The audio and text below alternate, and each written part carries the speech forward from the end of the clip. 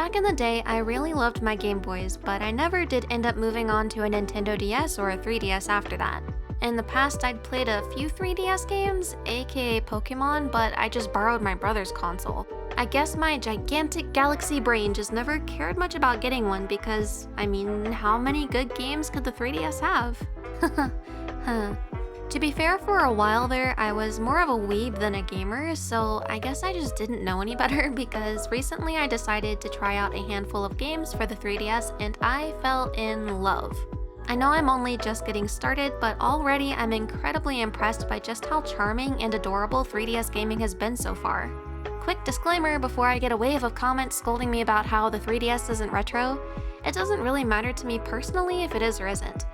At this point, it's an almost 15-year-old console, and it's about to be 2 generations old with the release of the Switch 2 coming up, so at the least I would definitely not call it modern. Okay, disclaimer over. I went looking for game recommendations with 2 things in mind. No Pokemon and no Animal Crossing, not because I don't like them, but I'm already pretty familiar with those IPs, so I wanted to switch things up a bit. Well, I guess I had 3 things in mind because I also wanted games that would be cozy and cute. So today I just wanted to talk about these games I've been playing for the first time and why I've enjoyed them so far, because I really have enjoyed them a lot. So here's what I'm playing currently that's made me fall in love with the 3DS in no particular order. Pushmo is a bright, colorful, and very adorable puzzle game, and though I'm not the best at puzzles, turns out that doesn't mean I can't enjoy them. You play as Mallow, aka this little guy, pushing and pulling blocks around in order to rescue other little guys trapped inside. This starts out nice and easy with the tutorial, but works up to becoming more challenging relatively early on if you struggle with puzzles like I do. There are 250 puzzles in Pushmo, though I have not gotten that far yet, and there are even more puzzles available by scanning QR codes you can find online. As a disclaimer, this game was only available on the eShop, which is no longer, so do with that information what you will. I'm not trying to tell you how to live your life, so yeah. I've really enjoyed this one not just for its charm and incredibly cute art style, but also because I've never done any puzzles like this before.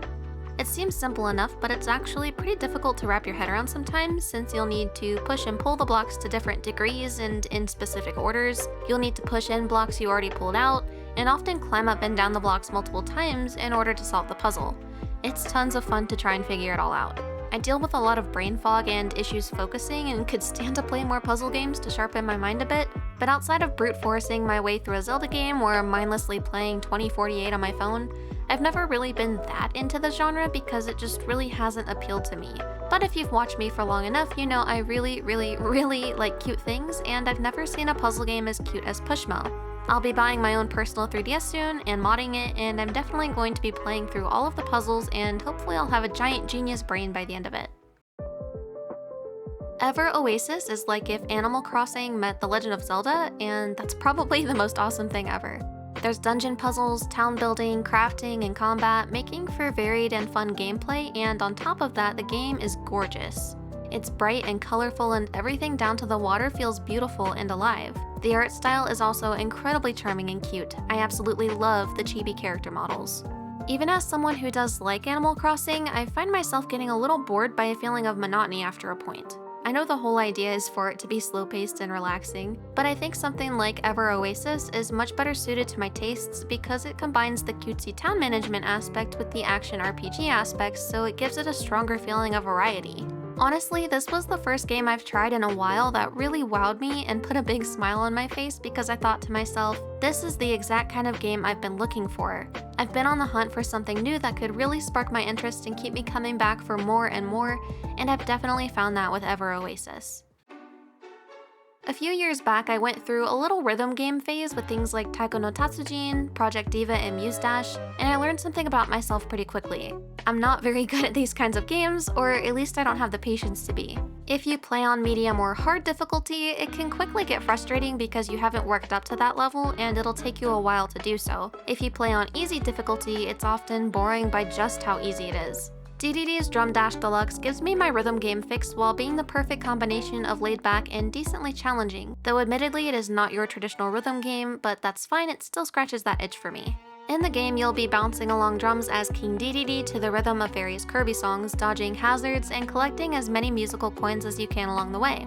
When you jump, you can press the A button at the peak in order to do a backbeat, which depending on your timing will earn you a good or great score, and it's really satisfying when you get a great perfectly on beat with the song. This might seem like a silly thing to put on this list because it's hard to call it anything particularly special per se, but I really enjoyed it because, like I mentioned, I like games that incorporate rhythm, but because I have no rhythm, DDD's Drum Dash Deluxe is a perfect way for me to enjoy that kind of thing without getting stressed out, but still feeling like I'm being challenged a little because it honestly is still kind of tricky to get the hang of at first, at least for me. I'd heard of Style Savvy before, but kind of brushed it off assuming it'd be pretty boring if you were over the age of 11, but to my pleasant surprise, I was wrong. In Style Savvy, you're working in a clothing shop and the main goal is to help customers find clothes to buy based on their personal preferences. But there are also fashion contests you can participate in, and you can decorate your apartment and the clothing boutique as well. I'm unfamiliar with Style Savvy before this game, but from what I understand, Trendsetters expands a lot on the original gameplay and even adds more character development than before, so I'm glad I decided to play this one first. It's a really fun but laid-back game, the kind of thing I'd cuddle up and play before bed. And what I find especially charming about Style Savvy is it feels like you're in a shoujo anime or manga while you're playing, and I've enjoyed my fair share of those. Even the characters look straight out of a shoujo series from the 90s or 2000s, and so I just really enjoy the whole vibe this game gives, and I can't wait to play more. I'm honestly kicking myself for not getting into the 3DS sooner, though better late than never, I guess. As of writing this, I've ordered my own 3DS so I don't have to borrow someone else's when I feel like playing for hours on end because, to be perfectly honest, I think this is my new favorite console and I'm going to get a lot of use out of it. Thanks for watching and thank you to my channel members and patrons.